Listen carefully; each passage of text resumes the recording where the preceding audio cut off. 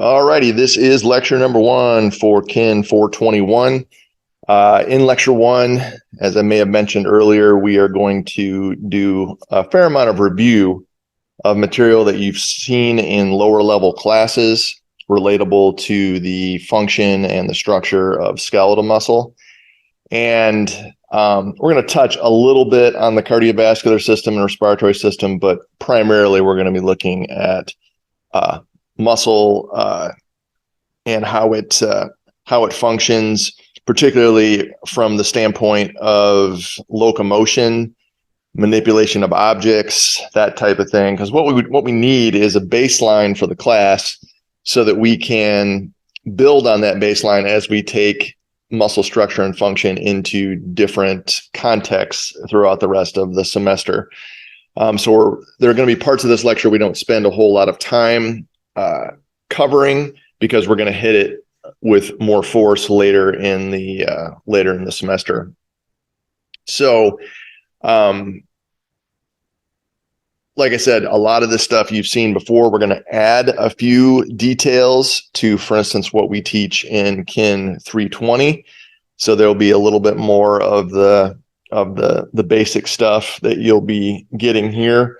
But like I said, a lot of it is going to be review. But as I also may have mentioned the first day, I didn't really learn this stuff really well until my PhD and until I started teaching it. And it is material that the first time you see it doesn't always really sink in. So I think the more that you get exposed to it in different contexts with different instructors, I think that is a good thing for you. We have 3 mesioms: endo, peri, and epi.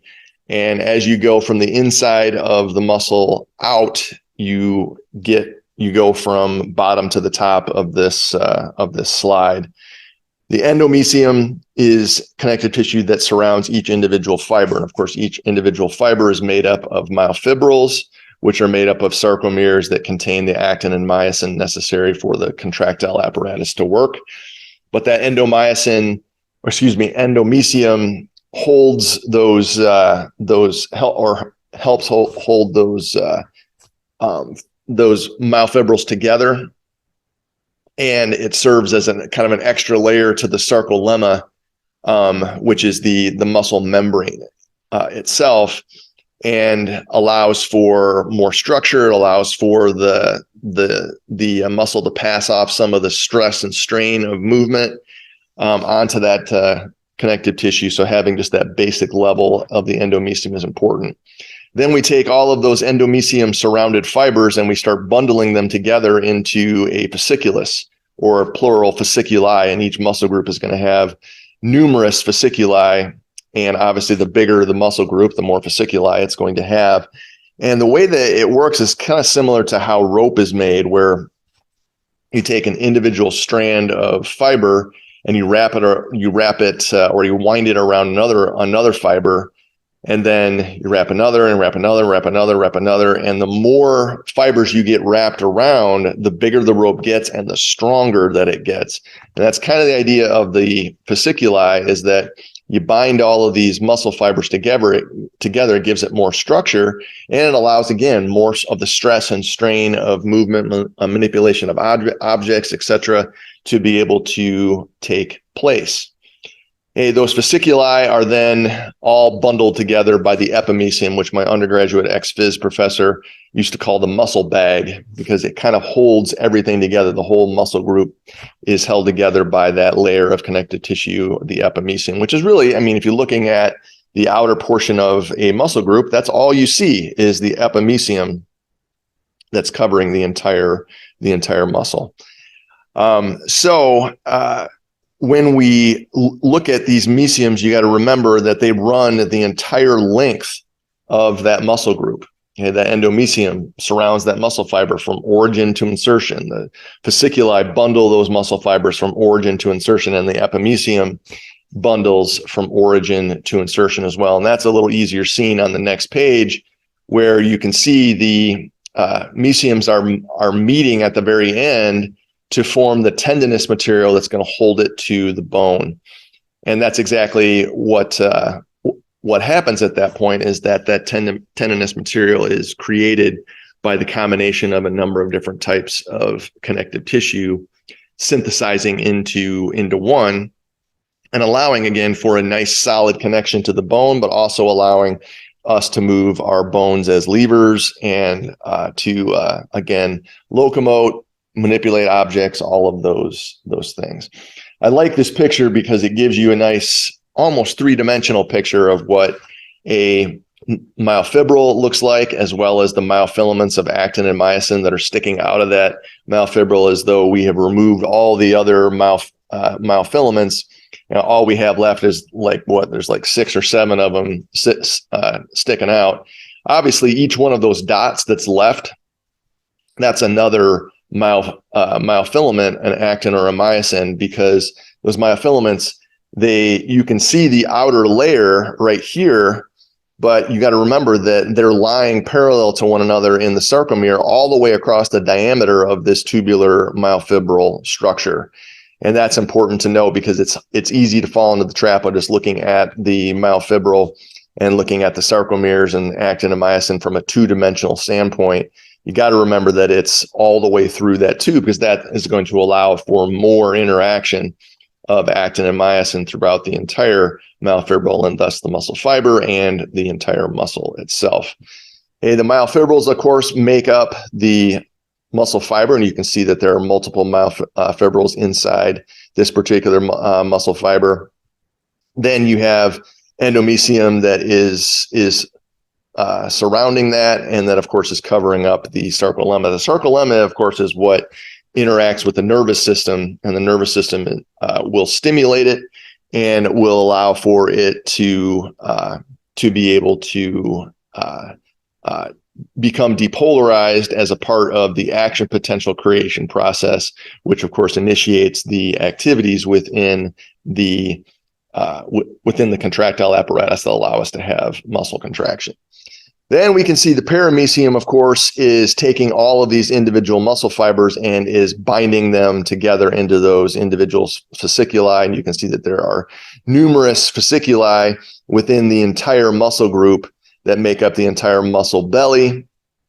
And they're all surrounded by that outer layer, that deep fascia, epimecium, which, again, all three of those will combine to help produce that tendinous material. All right, you can't talk about muscle function without mentioning the motor unit, because the motor unit, of course, is the basic unit, or the basic mechanism by which nervous system signals traffic reaches the muscle itself and allows for depolarization and action potential creation, allows for the contractile apparatus to be stimulated to get the sliding filament theory activities in motion and allow us to have a muscle contraction. So at the very basic level, you've got a motor neuron, you got a nerve, and you have all of the muscle fibers that it innervates. Obviously, there are going to be major differences as far as the size of the motor neuron itself, the size of the muscle fibers that it's innervating, and the number of muscle fibers that it's innervating. And generally, the more and more that muscle moves towards gross motor movement, where we need lots of strength, lots of power, lots of force, you're going to have bigger nerves, bigger muscle fibers, and you're going to have more fibers being innervated by that single neuron, which makes sense because you have one nerve that's bringing a signal to a bunch of nerve fibers, or excuse me, muscle fibers, and you're going to have activity generated in all of those muscle fibers almost instantaneously at the same time, which is going to allow you to produce the forces necessary. Now, if you're talking about, muscles in the hands, muscles in the eyes, where you need a heck of a lot more dexterity, you need a heck of a lot more fine motor movement, you're going to have smaller nerves, you're going to have smaller muscle fibers, and you're not going to have as many muscle fibers that are being innervated by each nerve. Each nerve is going to have its own specific purpose as far as generating the fine motor movements that need to happen in those areas of the body. So motor units are going to vary quite a bit as far as what they look like, how they're structured, and particularly how many muscle fibers the nerve is innervating at one time. This gives you a nice picture of a nerve innervating a muscle fiber at what's of course known as the neuromuscular junction. We'll get into that a little bit more later. Of note on this particular slide are a couple of things that are on the actual axon of the nerve itself. One is the nodes of Ranvier, which allow that nervous system signal to travel faster, jumping from one area to another. And then the myelin sheath. The myelin sheath is a fatty tissue that encases the nerve and basically offers it protection, but also offers it insulation and allows that nervous system signal to continue to move in the direction that it needs to move without with a minimal amount of dysfunction occurring. When we look at that myelin sheath, what we can see, of course, is that if it's intact, it's going to be doing its job. But if it gets degraded, if for some reason the human body is needing to take fatty tissue from the myelin sheath in order to power different types of activities in the body, and this is particularly going to be apparent in individuals who are in a negative calorie balance state, especially a severe one, where they're just not getting enough calories to cover even their basic amounts of function. The body will generally start to sort of consume itself. It'll go into muscle tissue, break that down. You'll see atrophy there, but it'll also go at areas like the myelin sheath because it knows that it needs to preserve the fat that's surrounding the heart, the lungs, etc. But it can give up the fat that's surrounding nerves in the arms or the legs, different areas of the body, and can still survive. But what you notice is that in a population of individuals where the myelin sheath is being degraded for one reason or another, there's lots of nervous system dysfunction, and it becomes very erratic. The signals become very slow, or they stop altogether. And that, of course, is not going to be good from a muscle function standpoint. The analogy that I tend to use here is that, and it's kind of an analogy that is a little more old school because there aren't as many setups like this anymore for stereos. But I have an old school stereo down in our basement, and I have a receiver, I have a CD player, tape player, a turntable, all the old school stuff down there. I don't have an 8-track, but I got pretty much everything else. And the receiver is attached to these cords that go out to the speakers, and I have four different speakers in my setup. And the cords of the speakers are made up of copper wire, but that copper wire is encased in a very hard plastic. Well, it's not really hard plastic, but it's a tough plastic that's like got a little bit of flexibility to it, so you can wrap it around corners and stuff it in places and whatnot. But if that covering, sometimes that covering can be rubber depending on the cord that you're using. But if that covering gets defrayed in any way and that wire is exposed, that copper wire is exposed, what happens to the speaking, or what happens to the music that you're listening to?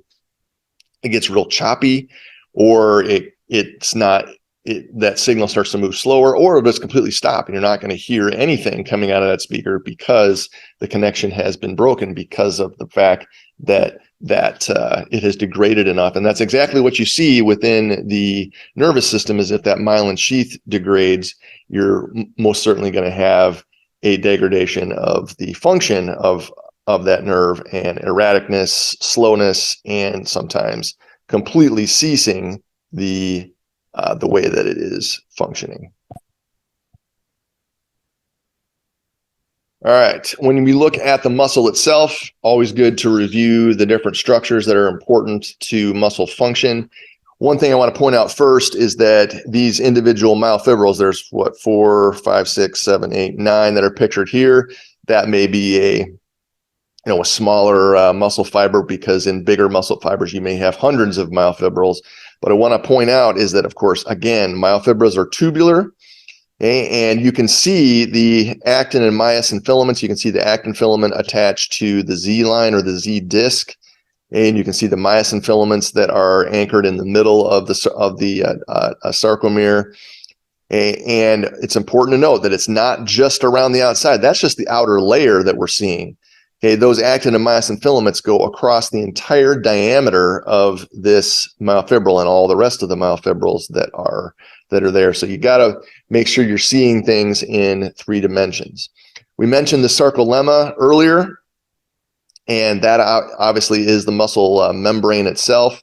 That is what gets stimulated by nervous system traffic at the neuromuscular junction, and that's what will become depolarized and what the action potential will travel upon and will initiate what happens in the contractile apparatus. Speaking of that, we have to have calcium that is being pushed into the myofibrils in that situation, and that calcium is transported and stored in the sarcoplasmic reticulum. And you can see it's kind of pictured here, but it's hard to picture in a two-dimensional shot. But the sarcoplasmic reticulum completely surrounds each individual myofibril. All the way around the outside of that myofibril, you have sarcoplasmic reticulum. And what that means is that you can get calcium from a number of different vantage points in that myofibril to different points in that in the sarcomere, and get it into the sarcoplasm of the myofibril where it can actually do the job that it needs to do. So that's the primary purpose of the sarcoplasmic reticulum, is to take calcium in from the bloodstream, transport it to where it needs to go. If it doesn't need to be used immediately, you can store it in the lateral sacs, also known as the terminal cisternae. Those are usually located here, right next to the T tubules. And that's important because when calcium flows into the myofibrils, it uses the T tubules as its way of getting into the myofibrils, because they are organized in a more perpendicular rather than a parallel fashion that we see with the sarcoplasmic reticulum. There, the T tubules, they kind of point into the myofibril, and that's how calcium gets in, but it has to be released from the lateral sacs in order for that to occur. Oh, another thing about the sarcoplasmic reticulum is that it's not super strong, but it does give a little more structure to each individual myofibril. So it's almost like an under layer of the endomysium, because of course the endomysium is wrapping the entire muscle fiber on top of the sarcolemma. But the sarcoplasmic reticulum wraps each individual myofibril and gives each one of those a little bit more structure, a little bit more strength, takes some of the strain of movement, the strain of contraction away, and allows the muscle to do more of its work with generating contractions. All right, a couple of things I want to point out here. Once again, this is the end of a myofibril. Okay, it's just been sectioned off, and you can see that the bigger dots represent the myosin, the smaller dots represent the actin. And what you got to remember is that those actin and myosin filaments are extending behind the screen, away from you. And then if there was more myofibril pointing towards you, it would obviously be extending towards you as well. So it's running the entire length of that tubular structure. The only thing that's not really pictured here, that's pictured a little bit better in the previous slide, are the little dots that represent the actin and myosin on the end of this tubular myofibril that has been sectioned off. All right, so down here at the bottom, you get a better picture of the myosin and actin filaments, how they're lying parallel with one another. Just remember that this myosin filament it's not actin above and below. Hey, there's actin that's here, that's here, that's here. And then if you're coming out from the screen, you got one that's there wrapping it's completely surrounded by actin filaments. What that means is that all of these projections, which are coming off the myosin filament in all directions, are able to interact with those actin filament binding sites and allow you to have lots of actin and myosin interaction, not just above and below, but completely surrounding that myosin filament. So once again, it's a kind of a tubular structure that has these cross bridges sticking off of it, and those cross bridges can interact with actin in almost every single direction, which allows you to have more possibilities for the creation of muscle force, the creation of an actual contraction. You can also see that the actin filament is actually two filaments, F-actin and G-actin, that are wrapped around one another in a helical structure. That allows for a little more strength in the actin filament, but it also allows for a groove where the tropomyosin can lay across the binding site and then be shoved further into that groove during the contraction process. All right, you may recognize this particular slide and these two pictures for those of you who had Kinesiology 320 here at SIU, because I stole these pictures from the 320 lecture. I used, like I said before, I used to teach 320, and I kind of got, I guess, promoted, so to speak. But we needed someone to teach more of the 400 level classes. So I was tabbed to do that, and we brought on Mr. Snyder to do the 320 class. And I really miss teaching that 320 class because it's for a lot of students, it's, besides 201, it's their real first exposure to some of these concepts. But like I said, I really like this slide because I think it does a nice job of simplifying the contractile process. So at rest, you've got the myosin filament, you've got the actin filament, you got the binding site, which is completely covered by tropomyosin. And you've got the cross bridge, which is just dangling off of the myosin filament. There's no interaction between the two because tropomyosin is preventing that. Troponin is just sitting on top of tropomyosin, and it is not doing anything. It's just sitting there. Nothing is really happening within the sarcoplasm, except maybe some storage of glycogen, that type of thing. There may be some ATP that's being used for a few different purposes, but there's no muscle contraction because the actins and myosins are not interacting. Keep in mind too that this is just one cross bridge. This is just one binding site. There are thousands of these within a myofibril. So keep that in mind, that you got a lot of what's about to happen going on when the contraction process starts. So nervous system signal comes in, interacts with the sarcolemma. Sarcolemma depolarizes, action potential is created and propagated, and that causes calcium to come rushing in through the T tubules from the lateral sacs, and it gets dumped into the sarcoplasm. And as soon as it comes into the sarcoplasm, it's looking for one thing. It's looking for troponin. Okay? And when it interacts with troponin, it activates troponin. Troponin does its one job, which is to push tropomyosin down further into that groove. And the most important thing is that it exposes the binding site. Now, the very first thing that's going to happen is that the cross bridge is going to attach to the binding site. So it basically would look exactly like it looked here, except that the cross bridge attaches to the binding site. The main reason there is that there's an attraction between the myosin head and the binding site that I like to use the analogy of the tractor beam on the Death Star from Star Wars.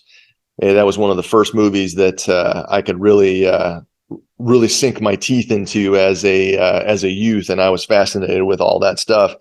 But there's a scene where the tractor beam in the Death Star is turned on, and the Millennium Falcon, which is piloted by Han Solo and carries Chewbacca and Luke Skywalker and Obi-Wan Kenobi, R2-D2, and C-3PO, they're trying to get to Alderaan, and they, of course, encounter the Death Star after it's destroyed Alderaan. And the Death Star sees the ship and turns on its tractor beam. And that was the first time I think I'd ever heard the term tractor beam. So it's been used in multiple contexts in different movies, TV shows, books, etc. But that's where I first remember it. So basically, the Death Star is the actin filament. The tractor beam is the actin binding site, and the myosin head here is the Millennium Falcon. And it's a force that the myosin head can't resist, and it will attach. Then what we get is a swiveling of the cross bridge, and that's exactly what is pictured here. And that does not happen on its own. You have to have energy for that to happen. And where do we get that energy from? ATP, of course. We take that outer phosphate bond and we break it off. So we end up with adenosine diphosphate, 2 phosphates left, and we have a free floating phosphate. But from that bond between ADP and that phosphate, we have energy that can be harnessed to swivel this cross bridge. Now, why is this ATPase here? Well, ATPase is an enzyme, and there are lots of different types of ATPases, and they are usually named for the area of the body or the function, the mechanism that they are helping to power. So in this case, this is myosin ATPase because it's helping to swivel that myosin head, and then it also helps to break apart or forcibly break apart the bond between the myosin head and the actin filament once the swiveling has taken place, because when that happens, the myosin head will then swing back over, and there's likely another binding site on actin here that the myosin head can interact with, swivel again, and that actin filament is going to continue to get pulled closer and closer to the center of the sarcomere, and we're going to have tension created. And if we have enough of this going on, we're going to have a muscle contraction that will occur.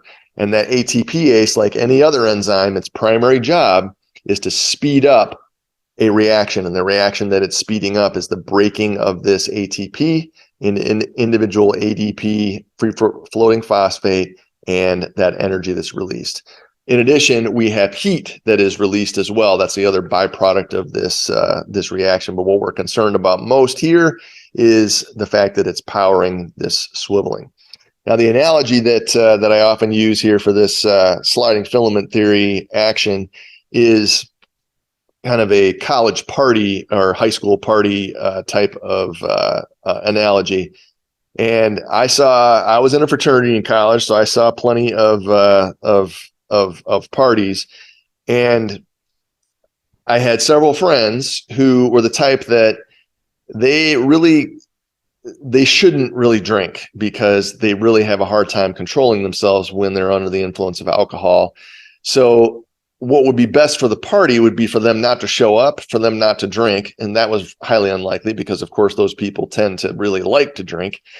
But you would hope that they would have just enough that they might pass out, because if they're passed out, then they're not going to be causing problems. And that's generally the way that it would work.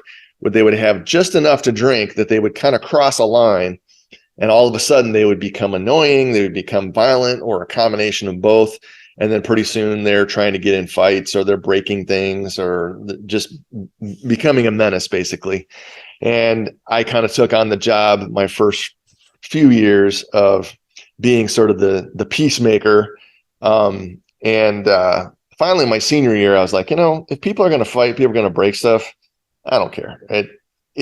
I'm not having any fun trying to break all this up, be the peacemaker. So you guys do what you're going to do. So my senior year was a lot more fun because I kind of relinquished that role. Now, in this analogy, okay, you've got troponin, who is your friend who can't handle their alcohol. So troponin is passed out in the resting situation. You got tropomyosin, who's sitting next to them on the couch, and troponin is kind of laying their head on their shoulder because they're passed out. And tropomyosin is just enjoying the party. They're having a good time. They think it's kind of funny that troponin has passed out. But then into the room comes calcium, and calcium is that friend of yours, or maybe it's you. Who knows? You might be any of these people. It's tough to tell. Calcium is that person who likes to watch the world burn, who likes to see fights, who likes to see conflict.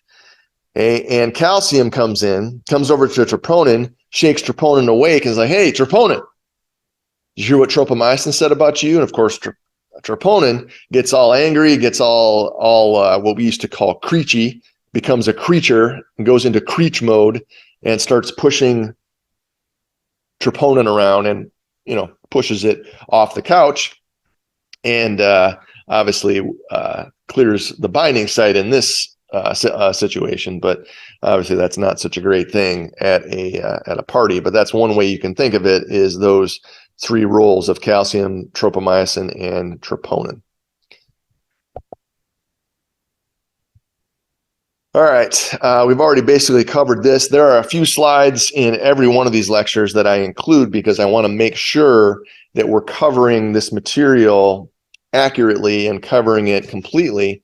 And in some cases, we'll get to this slide and there might be something in here that I haven't covered, but everything on here has been covered already. All right, I've also covered the majority of what is on this particular slide. The only thing I want to add, I mentioned the word or the term Z-disc before, and that's really a better way of terming what the Z-line is, because as we mentioned, the actin filaments on both ends of the sarcomere are attached to this Z-line, but it's really not a line. It's really a thin disc that goes through the entire circumference and the entire diameter of that myofibril, and that's what those actin filaments are anchored into on the ends. Okay, so a Z line really is not the right way of portraying it. A Z disc would be a better way of doing that. All right, this next slide is something that got covered at least to a basic level in 320, but the main thing we want to focus on here is what the force potential is depending on the angle at which a limb is being used. And this is a little bit more biomechanics, and so we're not going to hit it too heavily. We're going to let Dr. Quisenberry handle that. But the idea is that you have three situations that are kind of on a continuum. For every body part, every limb has this continuum where you've got a situation on top where you've got actin and myosin lying next to one another. But as you can see, for these myosin heads, there's no actin filament for them to interact with. At the very bottom, you see that these myosin or these actin filaments have started to fold over one another. So once again, we're not seeing the potential for interaction between the actin and myosin is declining. In the middle is the ideal situation where you got a perfect alignment of the myosin heads and the actin filaments. And that is really going to be dependent almost exclusively on the angle at which you are holding that particular limb. And the easiest way to describe that is to look at elbow flexion. Whereas in the top situation, you've got an individual who has their arm completely extended. Okay, it's completely flat, and you've got that stretch on those actin and myosin filaments that's pulling them away from the center of the sarcomere. Okay, and then in the very bottom, you can think of you've brought your fist up towards your shoulder. You've done a bicep curl, and you've done that flexion, and you've got it as close as you can get to your shoulder. And as you can see, you don't have as much actin and myosin alignment. So in both the top and the bottom, you're not going to be able to produce as much force. Between the top and the bottom is that continuum, and you hit the perfect level of actin and myosin interaction at about 90 to 100 degrees of flexion with your elbow.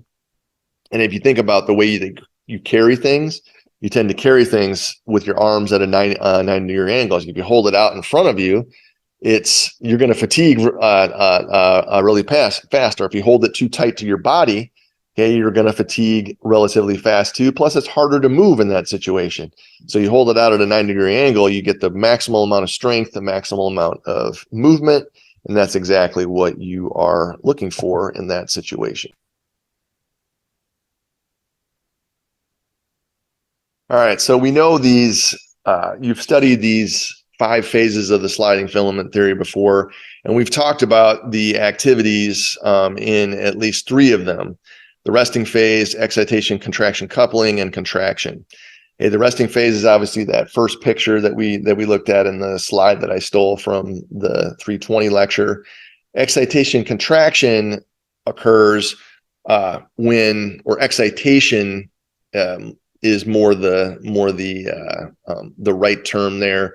When the nervous system signal hits the sarcolemma, the depolarization and action potential creation occur. Calcium rushes in. You get troponin activation, pushing tropomyosin off the binding site, and you get binding between the actin and myosin filaments. The contraction coupling phase occurs when those are coupled together and you start to see swiveling of cross bridges using the energy that comes from ATP. And that leads into the actual contraction phase where you have enough of that actin and myosin interaction occurring that you're going to have a contraction that actually will be able to help you locomote or will help you to manipulate an object, either pushing, pulling, throwing, kicking, whatever it is. And that, of course, is going to continue into the recharge phase as long as the nervous system signals are continuing to hit the sarcolemma coming from that axon. Because if that's the case, calcium levels are going to remain high within the contractile apparatus.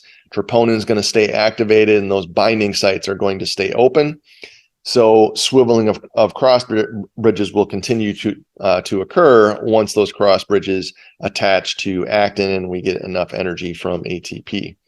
Once that nervous system signal goes away, though, once it stops, once it ceases, you need to move into the relaxation phase, because the last thing that we want is continuous muscle contraction, because that usually means you're feeling the effects of a cramp, and that can be very, very painful. So the first thing that needs to happen, of course, is we need to have actin and myosin detach from one another. But a key part of that is that we got to get the calcium out of the contractile apparatus. So we have calcium pumps in that membrane that pump it back through the T tubules into the lateral sacs for storage. Those calcium pumps are powered by, guess what? ATP. So calcium ATPase is the enzyme that speeds up the breaking of the ATPs that are necessary to power those calcium pumps and get that calcium out. Once calcium is out, what happens to troponin? If it's got no calcium waking it up, it goes back to sleep. Tropomyosin slides back up over the binding site, and we're back to where we started in the resting phase. All right, I mentioned earlier that we were going to talk a little bit more about what happens at the neuromuscular junction when that action potential reaches the, or when that nervous system traffic reaches the nerve terminal and starts to interact with the neuromuscular junction and or what is known as the synapse. So first thing we see, something that we didn't necessarily cover, or most usually does not get covered in our 320 class, is calcium has yet another role. Calcium is such an important mineral. We know it first in our lives as a building block for bone structure. Now we know it, of course, as the instigator of the activity of troponin, helping to initiate the sliding filament theory and initiate the connection between actin and myosin. And now we see that when that nervous system signal hits the sarcolemma, that calcium gets released. Calcium that's located in that area gets released, and that facilitates the release of the neurotransmitter acetylcholine. And acetylcholine is what's going to carry that nervous system signal across the synapse from the presynaptic membrane to the postsynaptic membrane. There are synaptic vesicles that are located on the presynaptic side. Those migrate to that presynaptic membrane, and that acetylcholine is spewed into the synapse. That's not going to happen unless we have calcium released prior to that. But that acetylcholine, of course, goes into the synapse. It's looking for receptors on the other side, on the postsynaptic side. When it connects with those receptors, one of the very first things that happens is sodium channels open. And at rest, we have a negative environment in the cells of our muscle.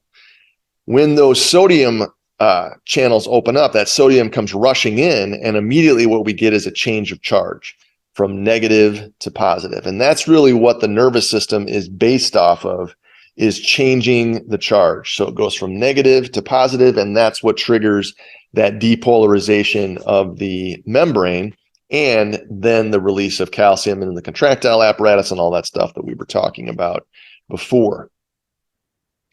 Okay, obviously, we've already talked about the number of muscle fibers per motor unit, so we have covered the bottom part of this slide.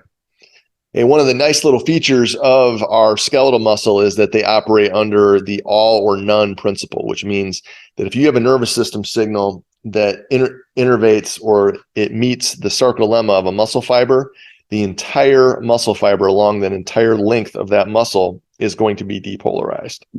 So you don't get partial depolarizations, which if we had partial depolarizations, our muscle contractions would be very weak, it'd be very erratic, and would not be what we need to be successful from a physical activity standpoint. So we know that you're going to have the entire fiber is going to be depolarized, and that's going to help us to be able to create force much more quickly and to create a larger amount of force when it is necessary. One thing to note, one thing we didn't mention about our motor units is that when you have a nerve innervating muscle fibers, it's usually innervating muscle fibers all of the same type. And that's an important piece, because you wouldn't want to recruit type 1 muscle fibers for a type 2 job, or vice versa. So the way that the motor units are arranged is very important, because that's very key from a functionality standpoint. All right, so I mentioned the type 1s and the type 2s. There's some different nomenclature now for the type 2s. They used to be called almost exclusively type 2A and type 2B, but now you'll see them notated as type 2AX and type 2X. And that's because there are a few other tweener fibers that have been discovered, so they added to the nomenclature a little bit. But we're mostly concerned, of course, about the type 2A and the type 2B. And that brings us to table 1.1, which is a great depictor of the differences between type 1 and type 2 when it comes to their functionality. Now, the only thing that I will say that I don't like about this slide is the fact that the words that are used, there should be an ER on the end of almost all of them. Smaller, slower, larger, faster, lower, okay, as opposed to looking at, let's say, nerve conduction velocity, for instance. Okay, fast in the type 2X or type 2B, slow in the type 1. That almost implies that the nervous system conduction is slow, and it's not. It's very, very fast. It's just not as fast as it is in the type 2X, because it doesn't have to be, because we're not trying to generate massive amounts of force with our type 1 fibers. Generally on this continuum, you got type 1 on one end, type 2B or type 2X on the other end. In the middle, you've got type 2A or type 2AX. And those fibers are your tweener fibers, and they're going to have both type A qualities and type 1 qualities and type 2 qualities, anaerobic and aerobic. But that's going to vary based on the type of activity that those muscle fibers are being used for. Used for a little bit more endurance, aerobic style activity, they're going to become more like type 2s. If they're used more for anaerobic, more power related activities, they're going to become more like type 2Bs.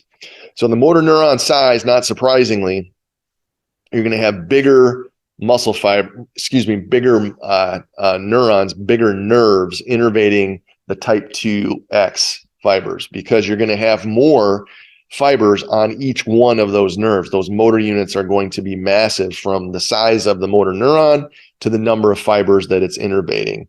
And also, not surprising, we mentioned nerve conduction velocity a second ago. Makes more sense that the type 2Bs are going to have a faster speed of nerve conduction velocity, because you need that in order to generate power. Because what is power? Power is force over time.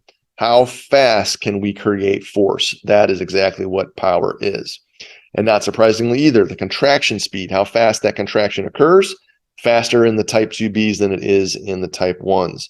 The relaxation speed is a little less logical, I guess. But when you are trying to get muscles to relax so another depolarization can occur, that has to happen very quickly. So that cycle needs to be going very quickly from contraction to relaxation. The biggest drawback for our type 2Bs is the fact that they don't resist fatigue very well.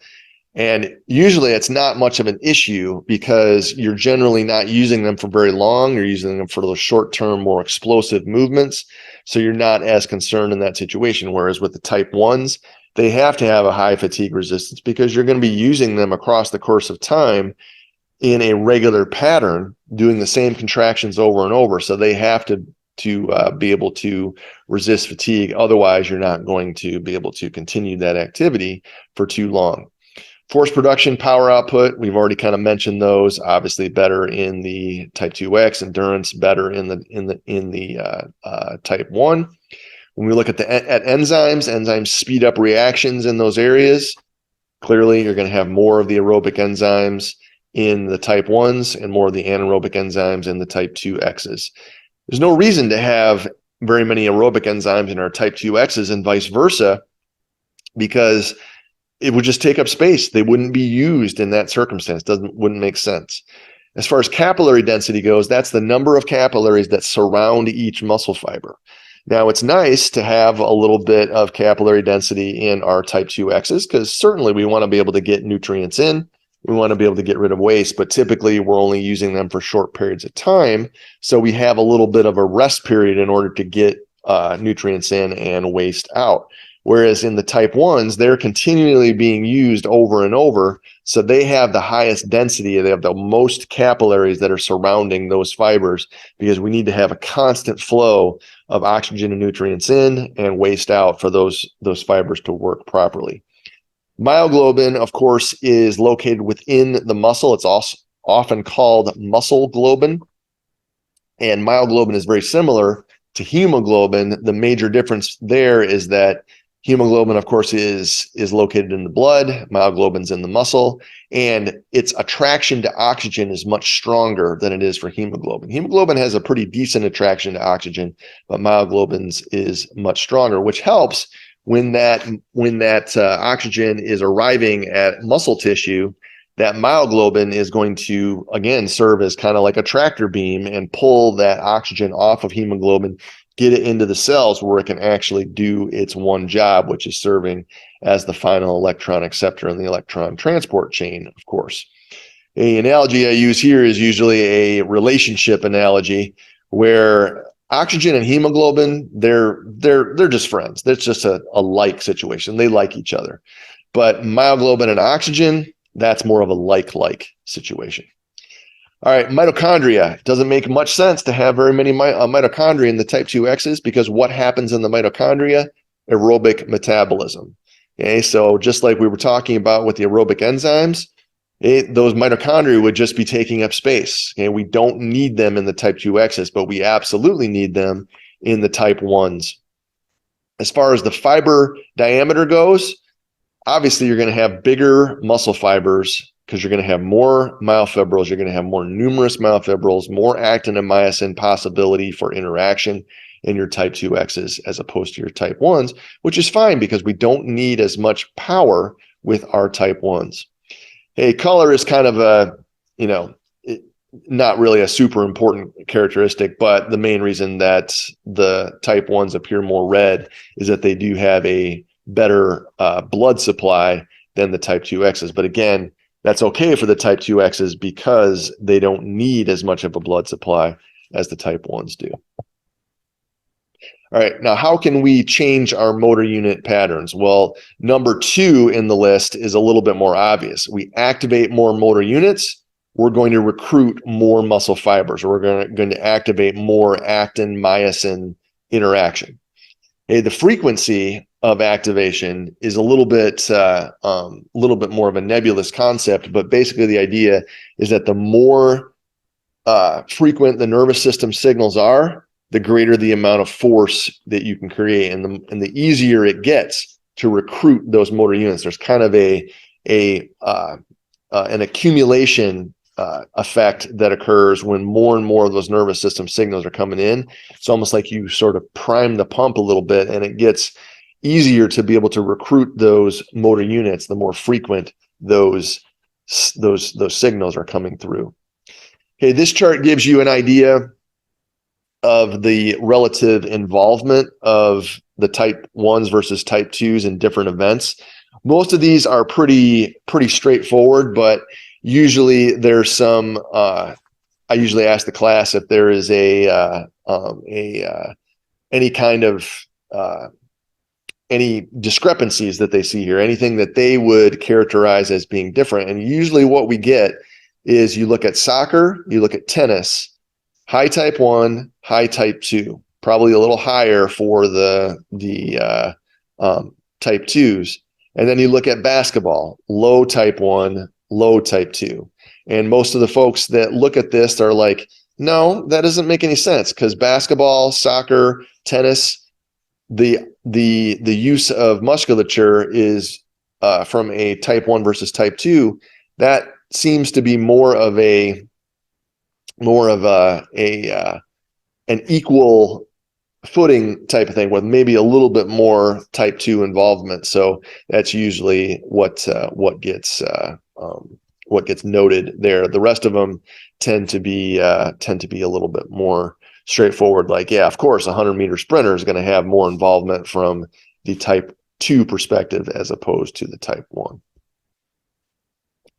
All right, so first bullet point here, as far as improving force production, recruit larger muscles. That's a no-brainer, because larger muscles mean bigger muscle fibers, mean more myofibrils, mean more actin and myosin.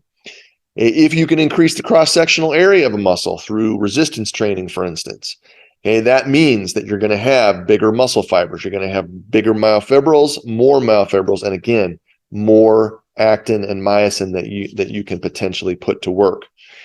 Okay, the last two talk about this idea of preloading, which is the basis for plyometrics. And we're not going to talk too much about that right now, because we have an entire lecture that's dedicated to plyometrics later in the semester. But it gets mentioned here because it is a way that you can help improve force production by being able to enhance what the muscle itself, what the actin and myosin are able to do. You can take advantage of the elastic properties that muscle and connective tissue have by using this eccentric preload followed by an explosive concentric action.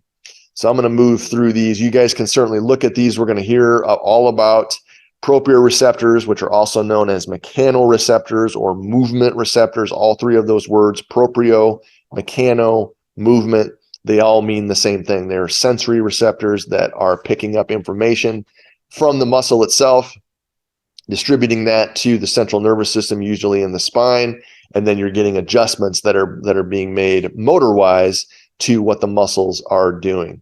We're going to hear all about muscle spindles and Golgi tendon organs later in the semester, so I'll kind of gloss over that and move to the aging process, which we don't spend too much time on the aging process here. We definitely mention it as a way that this material can be applied, but we don't concern ourselves too much with it, because you guys, or the majority of you, will take kinesiology 428, and that's the major purpose of that class, is to look at how aging affects all of these different systems and how we can use exercise as a potential negator of that usual fall off that we see. But what do we usually see?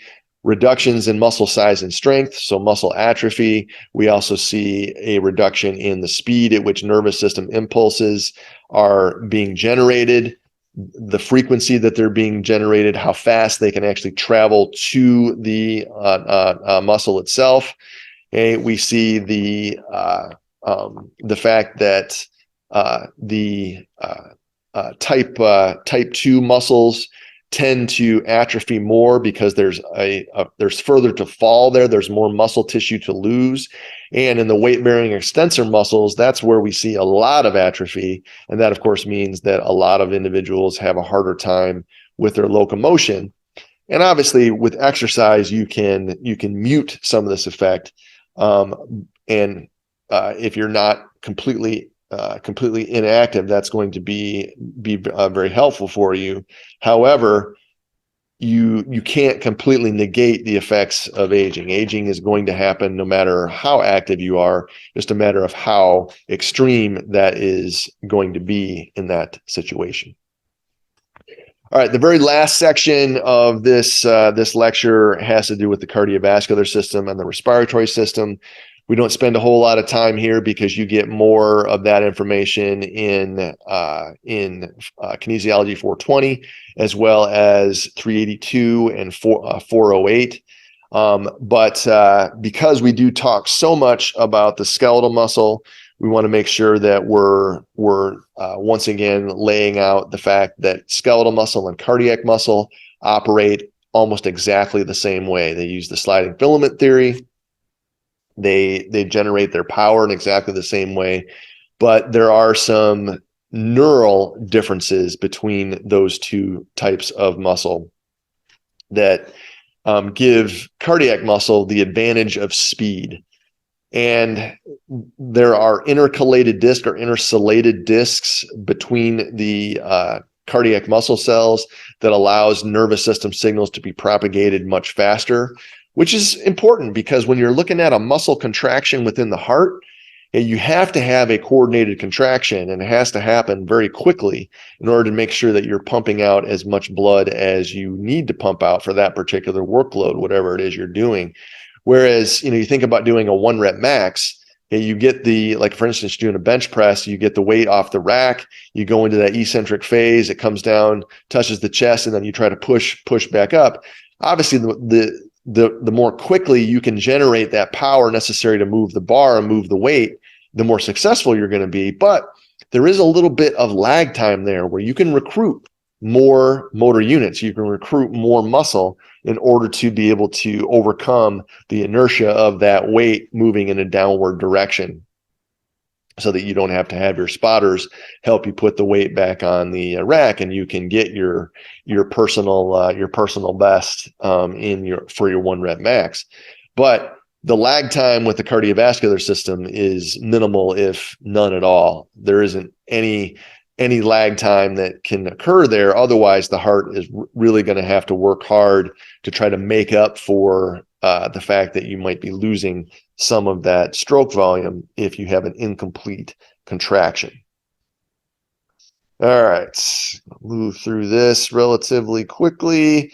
And again, the conduction system within the heart is the key, where the SA node is passing that information to the AV node.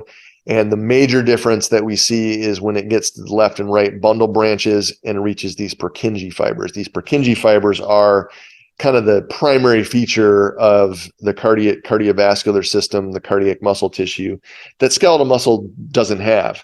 And that helps to get that signal from the SA node where it's generated, and it gets it all the way out to the ventricles and the atria very, very rapidly, so that you can have that coordinated contraction of the atria, coordinated contraction of the ventricles, and you can have a nice smooth cardiac cycle, which is exactly what you need. All right, we already answered this question.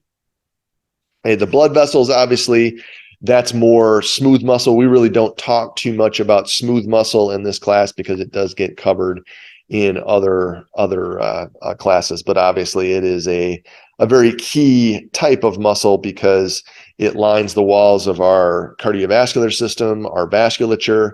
It lines the walls of our gastrointestinal tract and helps us to with a lot of our function.